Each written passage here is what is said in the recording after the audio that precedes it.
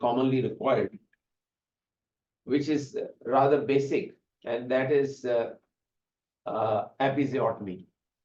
Episiotomy generally should be considered along with perennial tears, because episiotomy in itself is a kind of surgical tear in the perineum, and it is generally speaking the second degree perennial tear, if we can call that. Therefore, I'll include the management of the tears or the classification of the tears, and also I'll talk a little bit about the episiotomy also. But before we get into that, I think it is important to recap our knowledge of perennial or anatomy of the perineum, vulva and the perineum.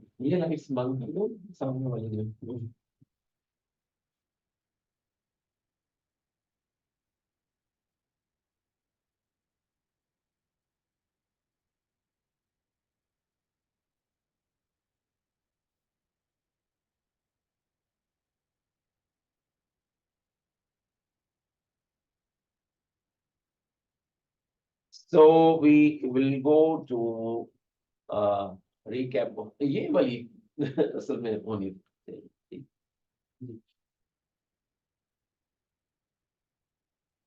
Well, the definition of perineum is different for anatomists and for gynecologists. Anatomists call the area which is bounded by the pubic rami anteriorly and the ischial tuberosities on the sides posteriorly. So that area generally is considered to be perineum by the anatomists. What we call as obstetricians and gynecologists perineum is that area which is shown here. That is the area between the posterior part of the vulva and the anal sphincter.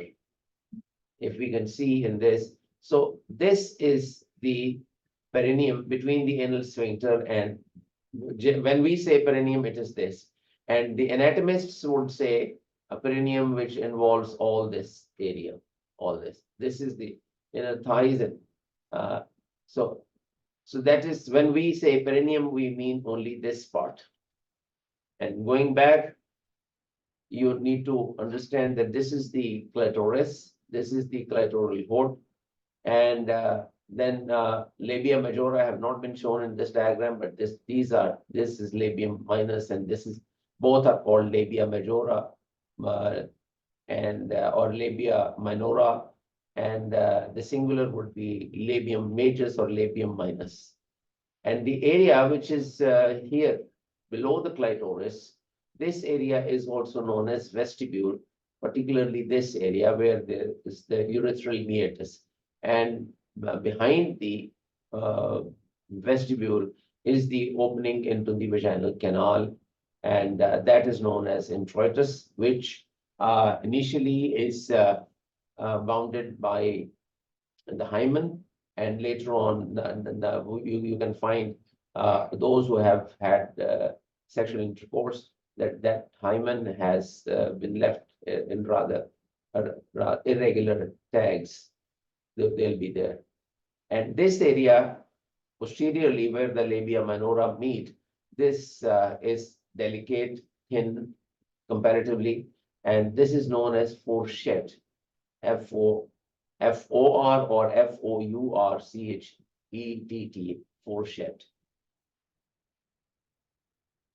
This is the same, little different, but this diagram is a little more important because it shows the muscles which are there in the muscles of the vulva and the perineum. In this area, you see these are the transverse perineal muscles. These are deep and they are superficial perineal muscles. And here ischiocavernosus, and this is bulbospongiosus or bulbocavernosus. These are some of the muscles which take this form. In men, they form a little differently. They become the parts of the penis. So this is the introitus and the vestibule, clitoris, and same, but concentrate on the muscles. Ischiocavernosus, and this is bulbocavernosus. And urethral opening, this is the vaginal opening. This is the perineum. Now, if you look at the perineum, it is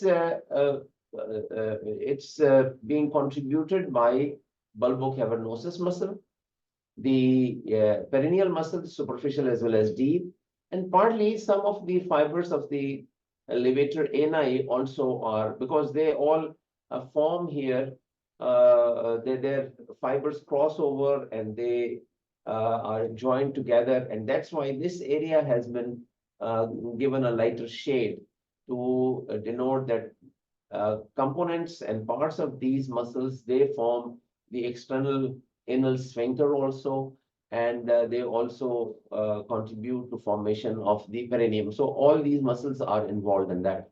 This is simple. We do not have to remember a lot about these, but this is important.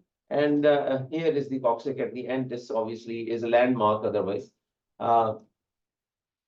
Another diagram. This is even more expressive of all that. Here you see, this is the, they say as the central point of the perineum and superficial transverse perineal muscle to vaginal opening, external anal sphincter. Now it shows the interplay of the muscles here in formation of perineum and anal sphincter and going on posteriorly, supporting the lower part of the rectum and the anal canal, as a matter of fact, getting adherent to the coccyx. So keep in mind this particular diagram and muscles. It is also worthwhile to note the blood supply. Essentially, it is through the internal pudendal artery, which is a branch of the internal iliac, one of the terminal branches. And these are the various ramifications of pudendal arteries. Internal pudendal artery, inferior rectal artery, and perennial artery, and deep transverse. This is the muscle, extra artery to the vestibular bulb. So a whole of the vulva and lower part of the vagina is supplied by internal pudendal artery. And pudendal nerve is the main innervation of the vulva, and there are a couple of ilioinguinal and genital branch of the genitofemoral which come from above, from in this area, but pudendal nerve and along with the internal pudendal artery, you need to understand in its relationship with the ischial spine. Here in this diagram, you can see that this is the ischial ramus of the pubic bone, and here is the ischial spine. And the pudendal nerve passes below the ischial spine. If you keep your finger on the ischial spine point, at the ischial spine point, which you can if, when you are examining vaginally, then you would to identify the position. You can't really palpate pudendal nerve or internal pudendal artery, but what you can do is that you would know that just below and about 1 centimeter below the ischial spine is the area where the pudendal nerve and the internal pudendal artery, they pass through. And if you have to give a pudendal block, then this is the area, this is the area where you would inject the local anesthetic. So it is important to realize that this is the nerve supply. And then next, if we want to look at the segmental innervation or segmental involvement, then essentially major part of the vulva and the perineum is supplied by S1, 2, 3. And here the other branches go on, and in the upper part or the anterior part or the mons veneris here, it is ilioinguinal and iliohypogastric, those nerves. But essentially pudendal, which is S2, 3, 4, or perineal, S1, 2, 3. So generally, that's why if you are to give a saddle block, then these are the nerves or these are the segments which need to be kept in mind. And also when we are going to give local anesthetic, then I would want you to realize this diagram, that it is quite richly innervated, this whole area. And you've seen that we give local anesthetic, making this the central point, this is the foreshed, and it has to be given the local anesthetic in a Chinese fan shape from here to here, and also from other side, because there is so much of crossover of these nerves. They all supply this area from both sides. So therefore, it is important that the local anesthetic should be given to this side as well as to this side and in between. And since here the vaginal canal would be going upwards, and it is here, and there would be a substantial amount of tissue between the skin here or perineal area and the vaginal wall. So I generally infiltrate here closer to the vaginal wall, then closer to the perineal skin, and also a third would be going in into the soft tissue here. So in three planes, and on this side generally within the soft tissue, and that suffices. So you should also know what kind of local anesthetic and in what concentration would you be giving and what amount, because the maximum dose is not to be exceeded. This again is a diagram which shows, of course, this is important. This shows the blood supply as well as the innervation. But this diagram makes mention of the Bartholin gland. The Bartholin gland is here, and its duct somewhere here, and its duct is opening into this area. It is important to be familiar or to keep in mind the course of the Bartholin duct here.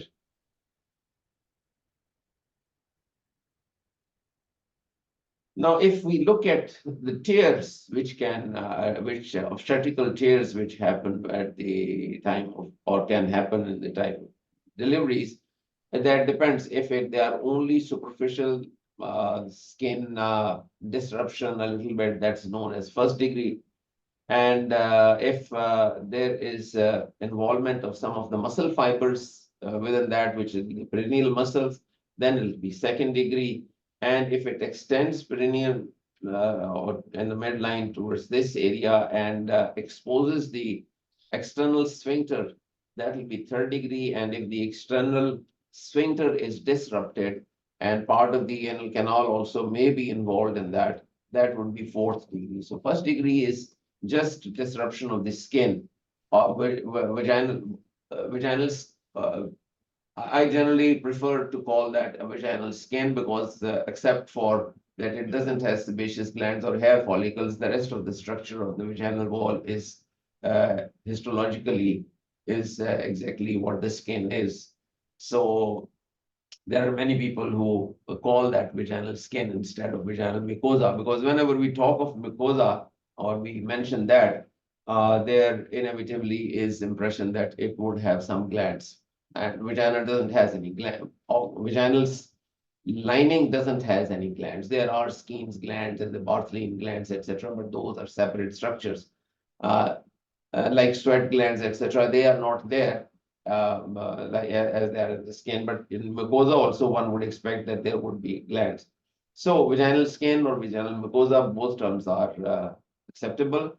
And when there is only surface disruption, that is first, but now the second degree when the muscles are involved, and third degree when the external sphincter is exposed or some fibers of external sphincter are also involved. 4th degree with complete tear of anal sphincter involving bulb lining, and tear with partial anal sphincter involvement, right? So these are the four degrees of perennial tears, and an episiotomy generally, if it is not extended, is a 2nd degree perennial tear. Here, it's a little too lateral for my comfort. But this is the diagram which I have taken from RCUG site.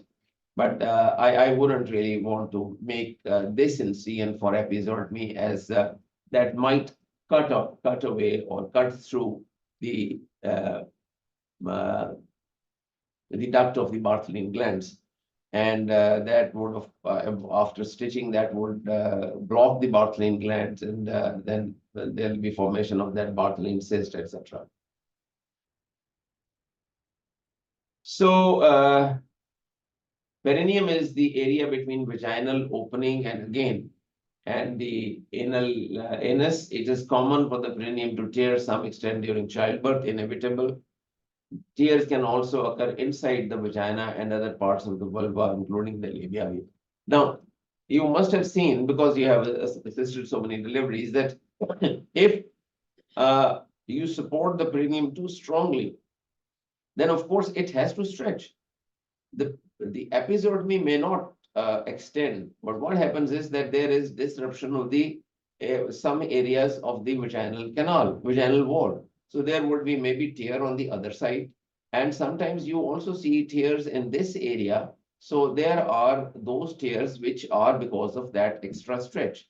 Since perineum has been now firmly held or supported, there was no room for that to extend, and therefore tears occur in the other parts of the vaginal canal or the vulval parts. If we look at the perennial tears, 1st degree, small tears affecting only the skin, usually heal quickly and without treatment, without any stitching. 2nd degree, affecting muscles of the perineum, and they usually require stitches. 3rd and 4th, the incidence is more or less 4%. In primigravidas, the incidence is generally quoted to be 6%. And in multiples, the incidence would be about 2% of the deliveries, which are 3rd and 4th degree, also known as, and this is also an important terminology which you need to understand, obstetric anal sphincter injury, OASI, extended into the muscle that controls the anal sphincter, of course, here. And these deeper tears need repair in an operating theater. This is RCOG. Small grazes affecting only the skin can occur around the labia, clitoris, or inside the vagina, and I'm sure that you've seen all these. These tears can be referred to as lacerations, superficial abrasions, or actual tearing. 1st degree tears usually heal quickly and without treatment. They are very unlikely to cause long-term problems. Affecting muscles, repair normally done using local anesthetic. In the delivery room, 2nd degree tears are unlikely to cause long-term problems, but can be very sore. And no, OASI is not an indication for colostomy. Actually, if you are repairing the lower anal canal and or even rectovaginal fistulas, whenever I have carried out a few repairs of rectovaginal fistulae, and I didn't do colostomies. Yes, if the upper 1/3 of the rectum is involved, then sometimes it is needed. Who was done colostomy? And So she wrote that I saw a patient yesterday who had OSI tears and then developed a rectovaginal fistula and then. yes, rectovaginal fistula can repair, but actually, if the rectum is anal canal and even part of the rectum is involved, it is important to repair it there and then at the time of delivery, if that experience or expertise is available, and it can be very well done at that time. As a matter of fact, the best repair that you can do of tears is at the time of the injury, at the time of delivery. Yes, so that you do it and you complete, and it gives very good results. Later on, then it becomes the tissues. Of course, you would imagine now that the fibers of the anal sphincter, they are pulled back, and they are sometimes, and then there is a healing by secondary intention, and there is formation of scar tissue, etc. So when you do it after, say, 6 weeks, or after a longer period of time, when you have given the time to heal, for healing of the area, then you have to dissect. Then you have to dissect and find out those fibers of the anal sphincter, and also then trim the margins of the anal canal, or lower part of the rectum, and then they can be stitched with a continuous or with interrupted stitches. And generally, what we used to do at that time was that we would put the knots on the inner side, or towards the lumen side of the uh, mm, rectum, so that when the suture material gets absorbed, the knots would take longer, but they would break off and they'll pass with the feces. So, but it should be done there and then. Sir उस time जो है ना ये patient आई नहीं मतलब repair करवाने maybe वो हो गया, that I understand. उसमें फिर कोलोस्टोमी की थी आपने? सर वहां पे वो स्कार डेहिसेंस में चली गई 4 डिग्री पेरिनियल टियर जो उन्होंने रिपेयर किया, मतलब जिस डॉक्टर ने करवाया टियर और फिर उसी ने रिपेयर कर दिया, मतलब ठीक से नहीं हुआ ना वो देखो, हाँ, वो actually what happens is that if this kind of scenario is being handled by a general surgeon who may not be initiated into all this, they would say that, oh, right, this is the rectal injury and we should do a colostomy and all that. But as I said, that if the rectovaginal fistula is in the upper third of the rectum, then sometimes a colostomy is required. And but middle and lower part of the rectum or in the anal canal, that doesn't require colostomy. ठीक sir, thank you. So episiotomy, surgical procedure, involves making a small incision perineum, if we all know that. And the importance and the need for that is to widen the opening of the vagina, so that the head passes without causing a tear, which would be ragged, which would be irregular. Surgical incision is easier to repair and gives better results than a ragged, irregular kind of tear. It is done to help the delivery of the baby to avoid extensive vaginal tearing and trauma. Now, this is there are actually 4 types of episiotomies: mediolateral, median, lateral, and J-shaped. What kind of episiotomies have you seen? Huh? Mediolateral. Generally, mediolateral is given. The advantage of the mediolateral is that if it extends, it doesn't extend towards the anal area, and it extends towards the other area. But occasionally we do get extensions all around, and in the anal area as well. And median is more likely, obviously, if it extends, it is more likely to involve the rectum. Mediolateral episiotomy is generally in Europe and England, UK, and Americans, they are more inclined to do median episiotomies. Lateral episiotomy shouldn't be given, as I said earlier, that it is something which will interfere with the which will cut the gland, the duct of the Bartholin gland. And J-shaped, I don't know where they had it. It comes medially, and then it is directed to another side. I have never performed that, and I find it a little difficult to comprehend why one would give this kind of median and then going laterally, avoiding the external sphincter. So mediolateral and median are generally the episiotomies that we give. So this is just to because the Bartholin duct secretes fluid, as some strongly advise against lateral incisions forces. Repair of episiotomy. वो वहां पे भी वही है, यहाँ पे भी वही आपके instruments हैं. Actually, I want you people to be quite familiar with handling of the instruments. That's important. And that's why I asked for this tray to be brought here. आप बेशक अगर थोड़ी सी लाइट जला दें इसके ऊपर, इसको भी दिखा दें ताकि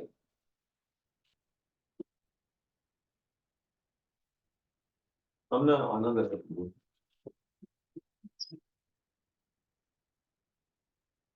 ये पकड़ो, दोनों आते हैं. चलो, ओके. है, ये वैसे.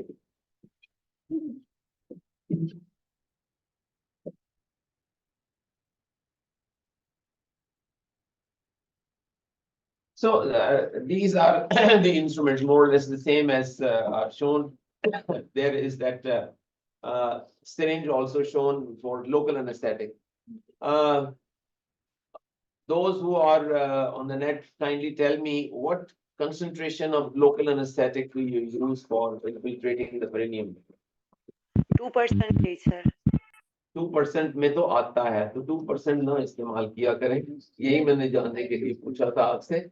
2% में आता है, तो उसको आप डाइल्यूट किया करें नॉर्मल सेलाइन के साथ.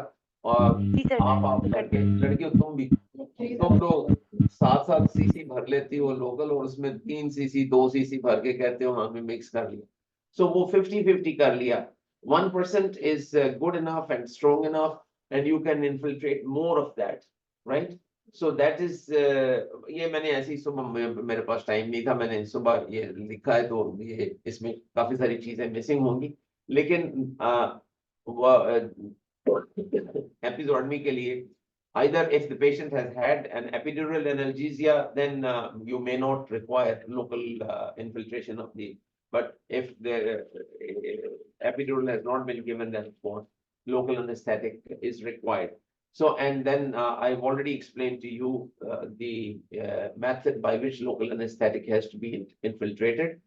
Now, what is important is that you people should be holding these instruments in the right fashion. That's what I would want to. हाँ जी, मैं पेरेनियल टेयर की रिपेयर की तरफ आ रहा हूँ. पहले मैं इसको पकड़ने के लिए, ये इसके लिए आप इस्तेमाल करो your ring finger and thumb, not middle finger. This doesn't give you enough control. If you hold it with the ring finger and the thumb, then there are these two fingers. These are the stronger fingers. They act as fulcrum and they stabilize the instrument, and then you can do it like this or whatever. So I would never put, and if you place here, the control of the instrument or your hold is not really that stable and steady, and there is only one finger to provide this. So make it a habit right from the beginning that you hold all these instruments with the ring finger and the thumb, and then you should also see how much your the circle of your movement. So you hold the needle here and you can go like this, like this. So with the movement of your wrist, you can go all around wherever. If it is in the, say, anterolateral wall, you go here. If it is here, you can go like that. So one is holding the instrument, then positioning the needle in that, and where to hold the needle, and then you take it. So this is important.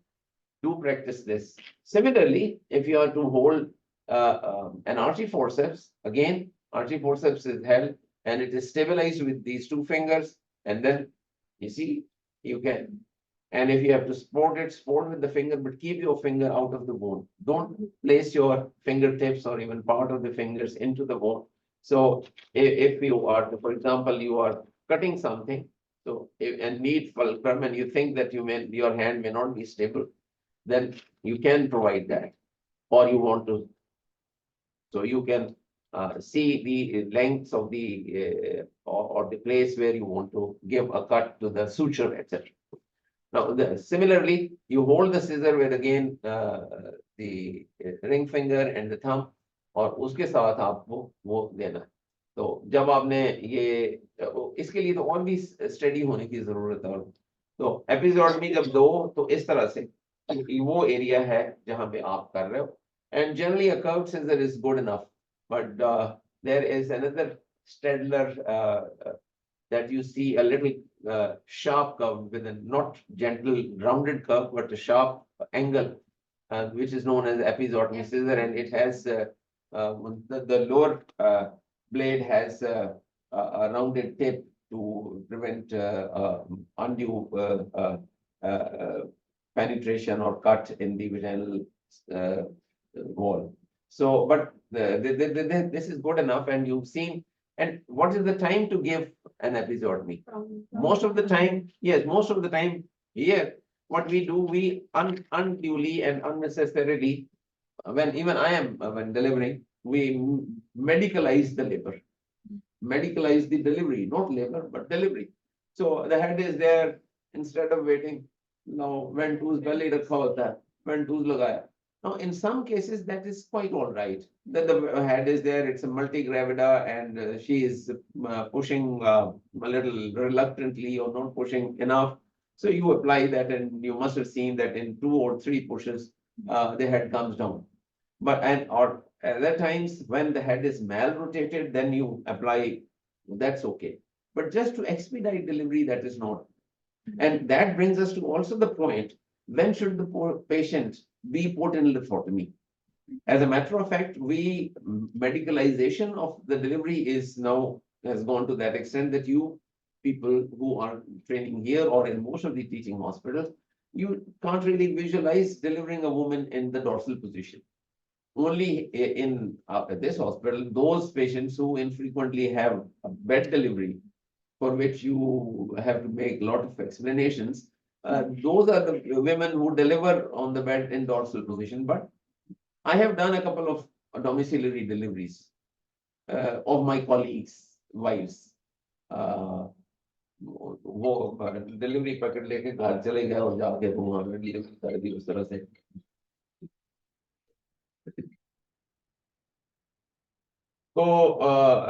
So and we come back to that point that we start using instruments, vacuum, etc. And even in that, many a times we perform the episiotomy a little too early. So episiotomy should be performed, and yes, we were talking about when should the patient be put in lithotomy. In primigravida, the patient should be put in lithotomy when the head is crowning. And what is the sign of crowning? When it doesn't go back. And many of you may not have seen crowning because we put the patient in lithotomy much before that, and we give episiotomy before that.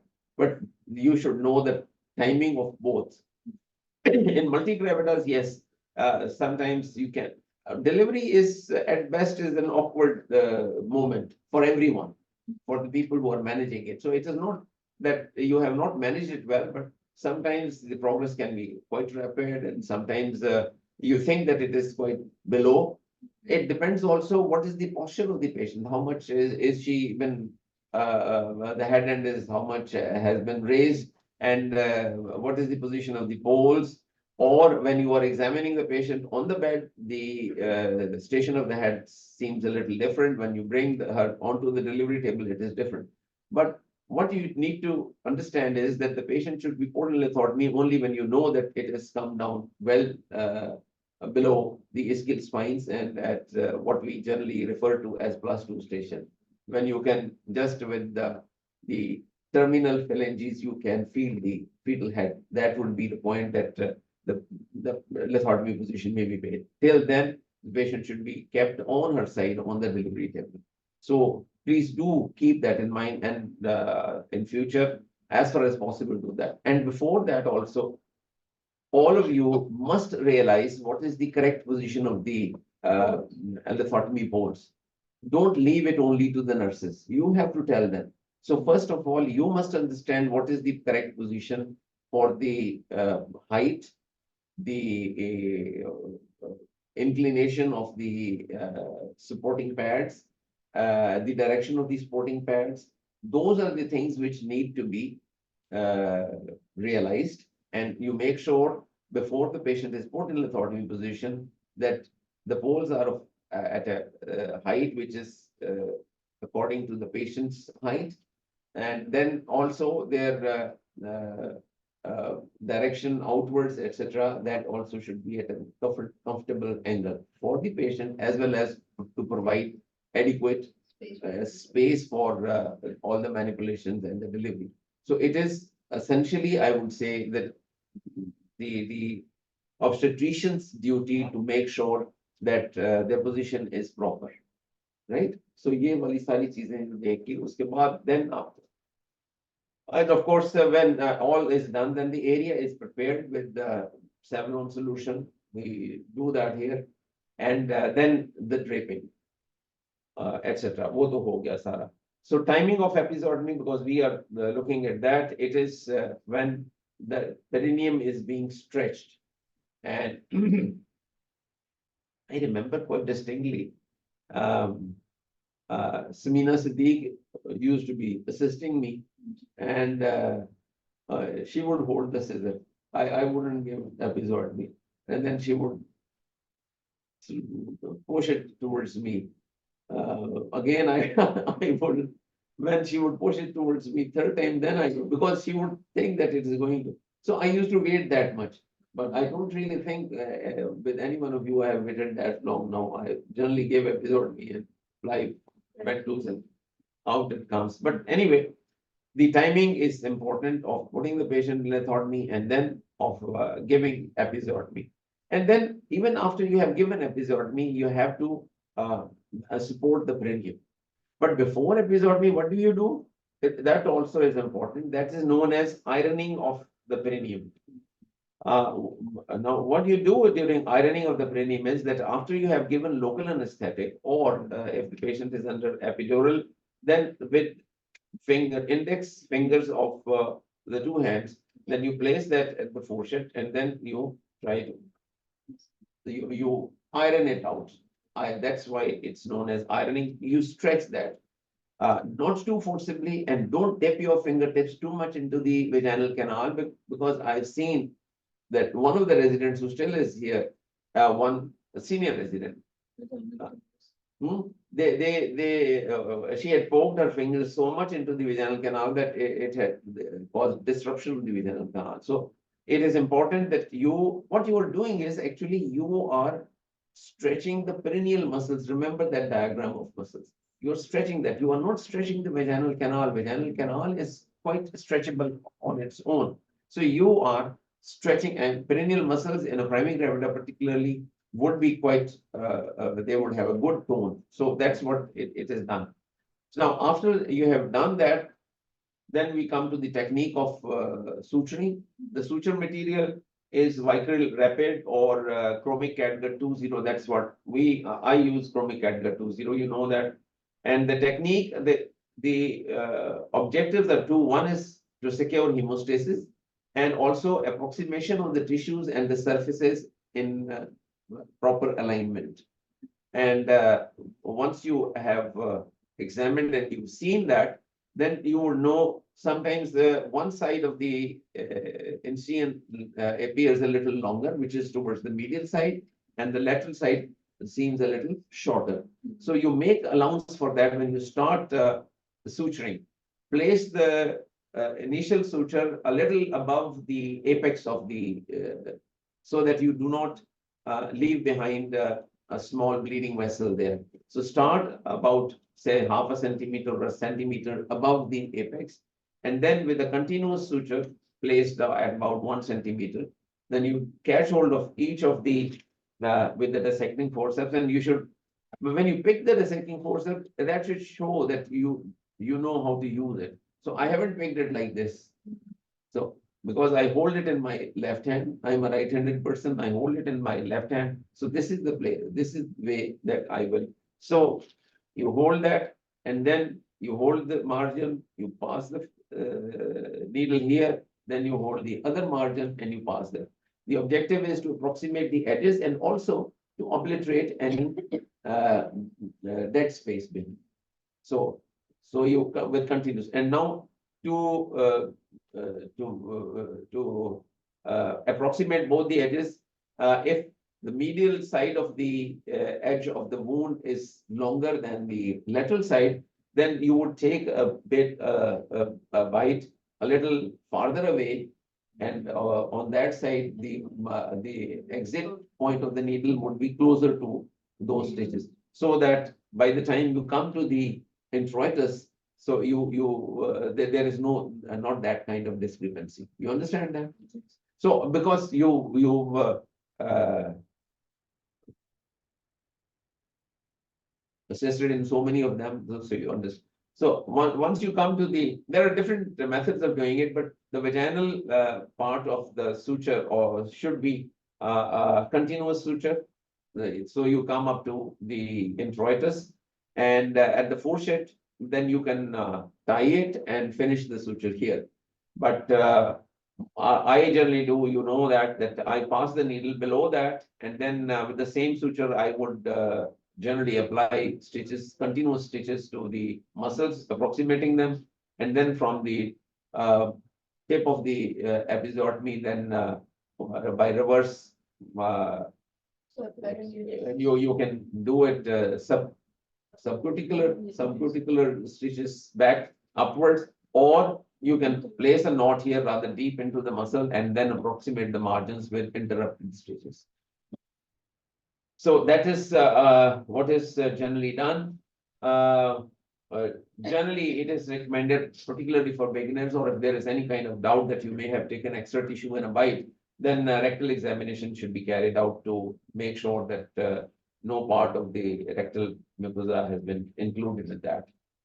Now, for the second degree tears, the same kind of principle goes along, and you try to, and your aim is to approximate those ragged margins in a way that the margins they come closer and they are approximated properly without overlapping of the tissues. So those principles are there. And before you start approximating the perineal skin, it is important that you take separate interrupted stitches or use them for approximation of the muscles of the perineum. And while you do that, do please keep in your mind that diagram which we showed earlier of the perineal muscles. They are comparatively simple, so that their approximation is appropriate, and that will help in proper healing, that will help in the proper functioning and strength of the muscles. So it's important that that approximation is carried out in that fashion. In case of third-degree perennial tears, you also have seen that you need to employ, you could use vicryl rapid. Chromic catgut is not good enough for the sphincter muscles. I generally use vicryl, not rapid, but normal vicryl 2.0 for approximation of the sphincter muscles. So those are approximated, and then upwards you can use either vicryl rapid or chromic catgut 2.0 and approximate the muscles to fill up and cover the dead space, and then in layers 1, 2, or 3 layers, and then you apply skin stitches to cover that. In case the anal wall is also included, there I would apply vicryl. And as I said, that in those I'll leave the knots towards the lumen and bring up some up towards the anal sphincter, and finally apply stitches to the anal sphincter, and then approximate and cover that with the skin so that it is properly in approximation. Aftercare, I don't know whether I have that or not. Good hygiene is important. You instruct the patient to wash it and clean it with plain water. No antiseptic solution is required. And we generally give that antibiotic cream or cetirizine or something like that, or xyloid or that kind of. And that is applied, and change of sanitary pads should be frequent. Washing hands before and after going to the toilet or after sanitary pads, etc. These are general instructions for that. And for relief of pain, you give analgesics. Since there is most of these women would be, and you would be encouraging them to breastfeed. And amongst the NSAIDs, ibuprofen is something which is recommended. The others are not recommended for breastfeeding women. So analgesics for that. And if there is excessive swelling, there would be second or third day, there would be a little tightening of the stitches because of the local inflammation and swelling. And you warn the patients about that so that they should expect that there would be a little more discomfort. And for that, they can, if needed, use cold packs. Not hot packs, but cold packs. And they may use appropriate cushion for sitting for some days. Generally, it takes about 2 weeks for the stitches to heal adequately. And of course, since we are using breastfeeding, not antibiotic, but NSAID, ibuprofen. Antibiotic, of course, you can use if you have to use cephalosporins, first, second generation, or penicillin group. वो augmentin क्या होती है मुझे तो भूलती जा रही है amoxicillin etc. Yes, yes, right. Amoxicillin. Ji Amoxicillin.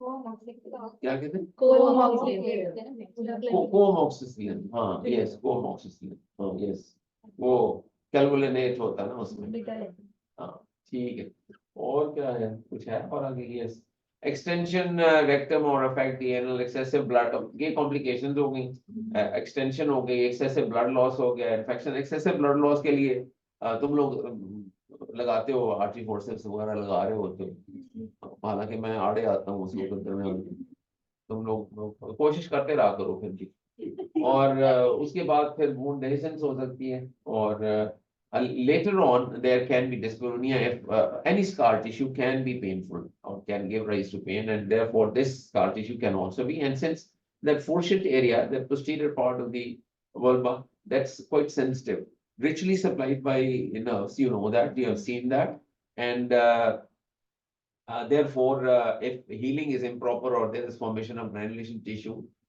then it'll give pain. I personally, what I do for that is if there is not granulation tissue and only there is a point of tenderness, I give a small bit of steroid mixed with local anesthetic. I inject that in that area and stretch it a little bit for that to spread in.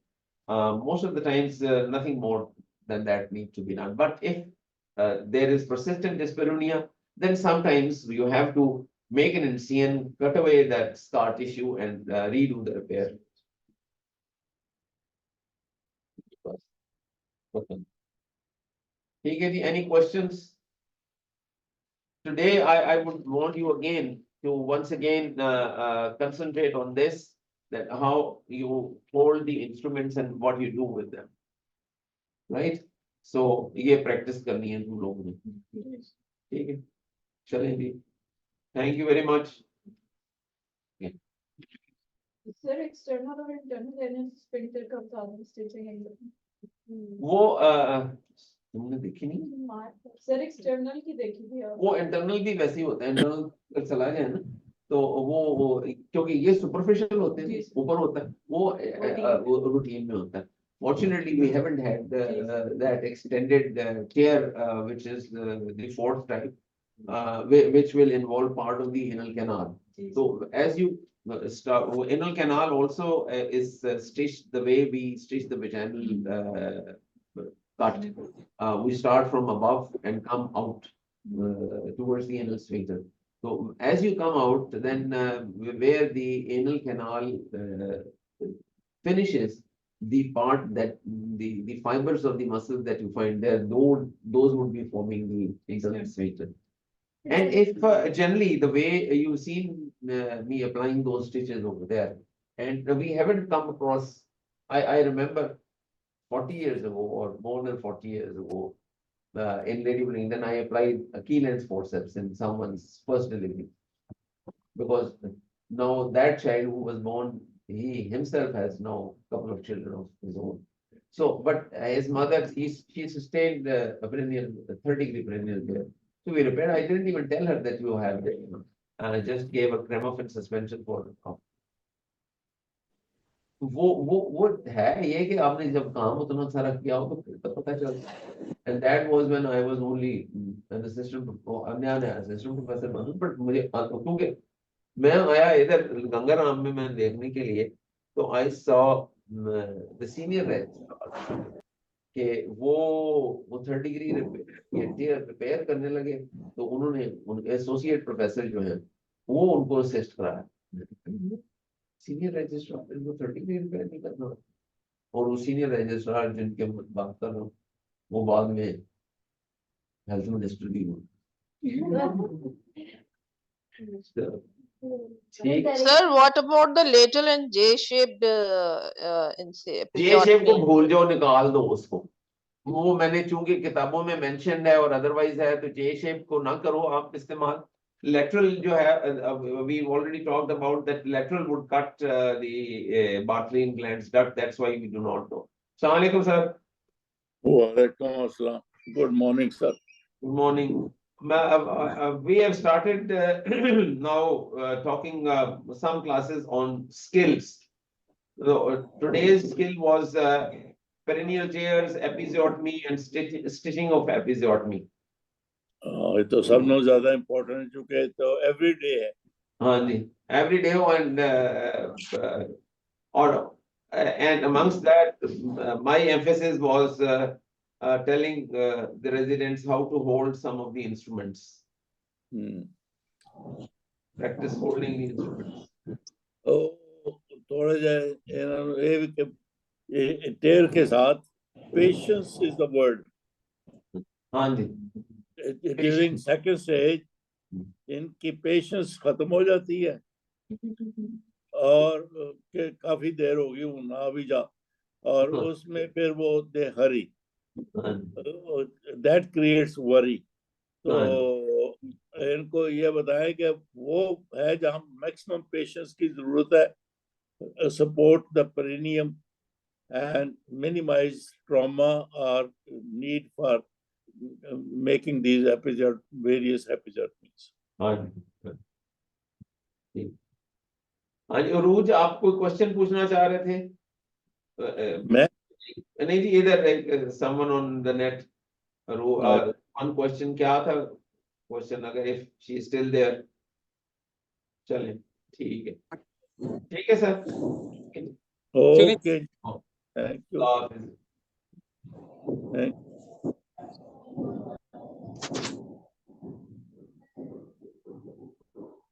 Hello, अस्सलाम वालेकुम सर। वालेकुम अस्सलाम। अस्सलाम वालेकुम sir.